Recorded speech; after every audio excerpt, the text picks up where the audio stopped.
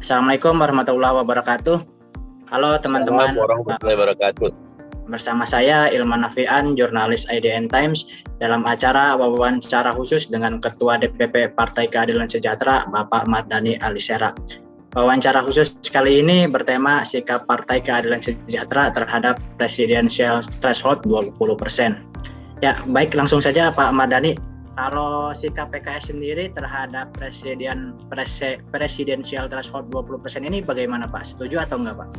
Kami dari awal pembahasan Undang-Undang 7 2017 di tahun 2020 sudah tidak setuju dengan 20%. Kami mengusulkan maksimal 10% kursi atau 15% suara, atau belakangan melihat perkembangan maksimalnya 4% sesuai dengan presidensial threshold, sesuai dengan parliamentary threshold, begitu. Iya.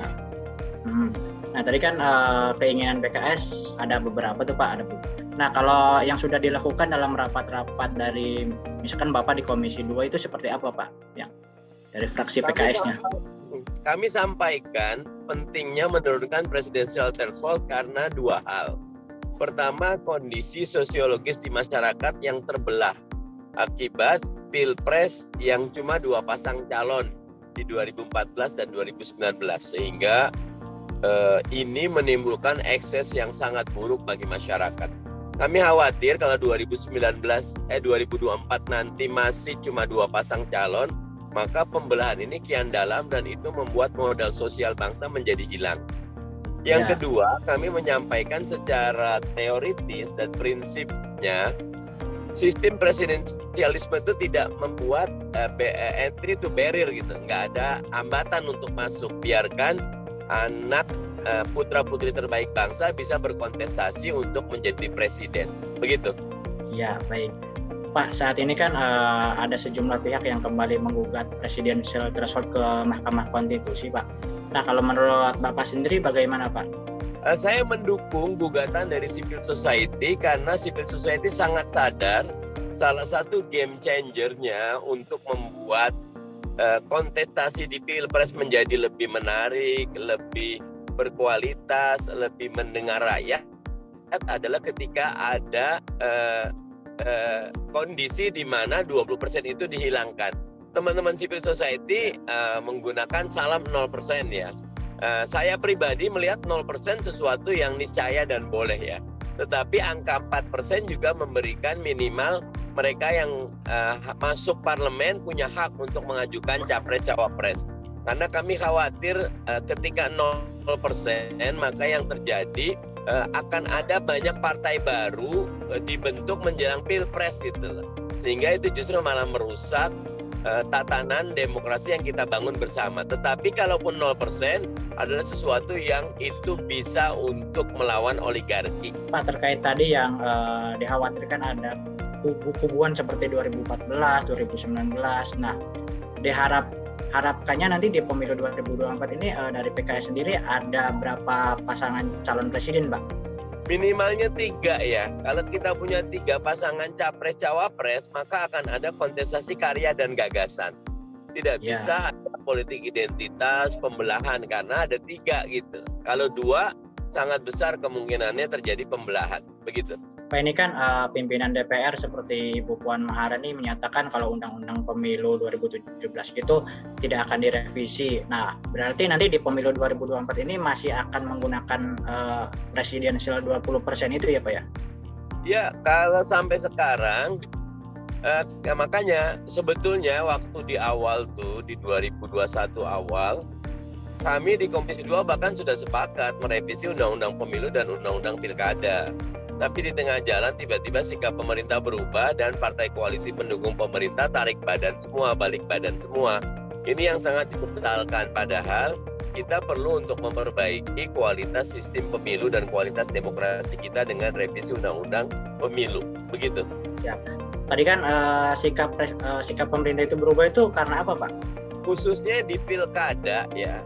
Ketika Pilkada serentak 2024 itu memang ada pasal yang belum dilaksanakan putaran kelima. Putaran 1 kan 2015, 2017, 2018, 2020, kemudian 2024. Nah, pemerintah berharap sebelum direvisi lakukan dulu sesuatu yang masuk akal dari perspektif undang-undangnya udah diputuskan belum dilaksanakan, tetapi kita juga melihat betapa baik syarat pencalonan presiden maupun pilkada 20% itu membuat banyak efek negatif bagi demokrasi kita. Kalau efek negatifnya apa aja tuh Pak? Kan tadi disebutkan banyak tuh Pak. Kalau di Pilpres tadi kecenderungannya cuma 2 pasang calon sehingga yang terjadi politik pembelahan.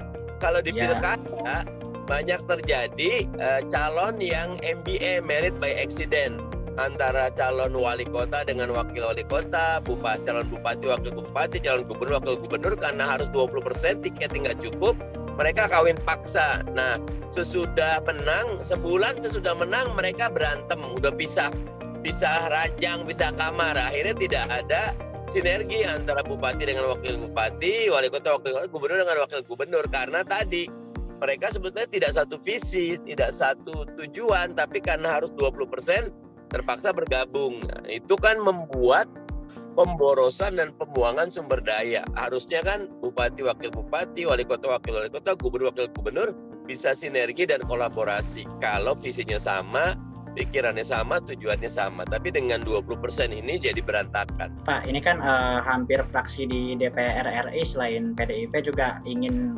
mengubah ambang batas 20% itu Pak. Nah, kalau teman-teman di fraksi sendiri selain PDIP, apa sih Pak yang bisa dilakukan Pak, yang sering mengusulkan untuk mengubah itu Pak?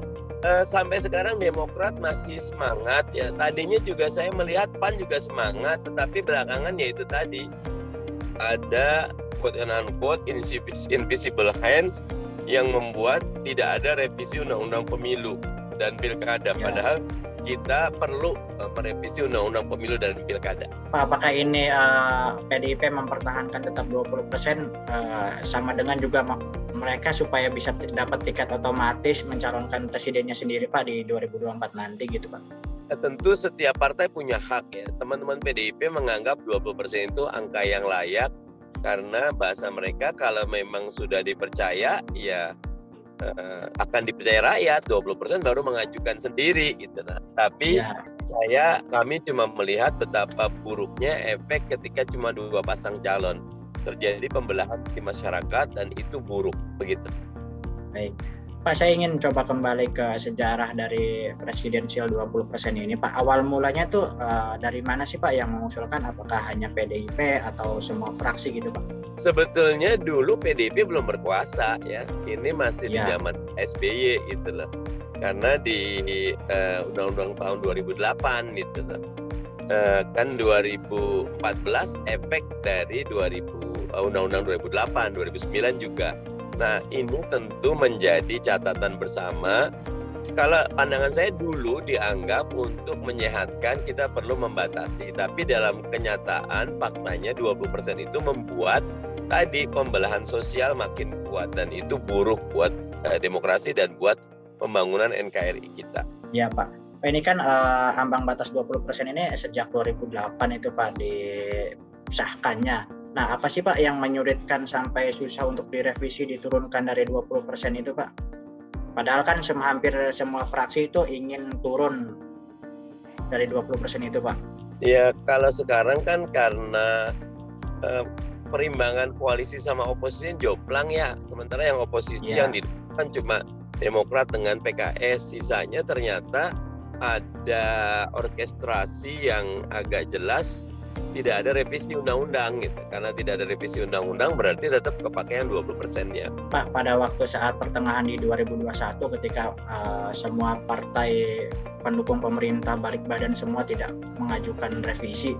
Nah, yang paling ngotot itu partai mana Pak untuk tidak merevisi? Sebetulnya semuanya punya semangat merevisi, walaupun kayak PDIP dia tidak merevisi untuk presidential threshold tidak direvisi, tapi justru mengajukan parliamentary threshold naik ke 5%. Partai-partai lain ada yang Nasdem 7% parliamentary threshold, PKS 4 naik 4,5 sampai 5% gitu loh.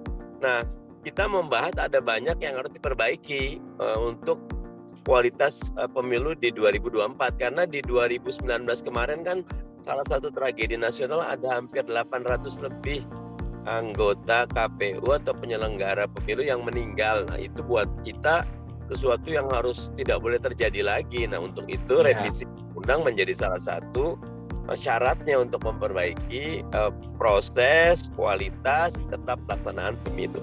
Baik Pak Mardhani, terima kasih Pak untuk wawancara hari ini sudah selesai Pak Mardhani. Terima kasih untuk waktunya. Terima kasih, sukses selalu. Ya, makasih Pak Mardhani. Teman-teman, Assalamualaikum warahmatullahi wabarakatuh.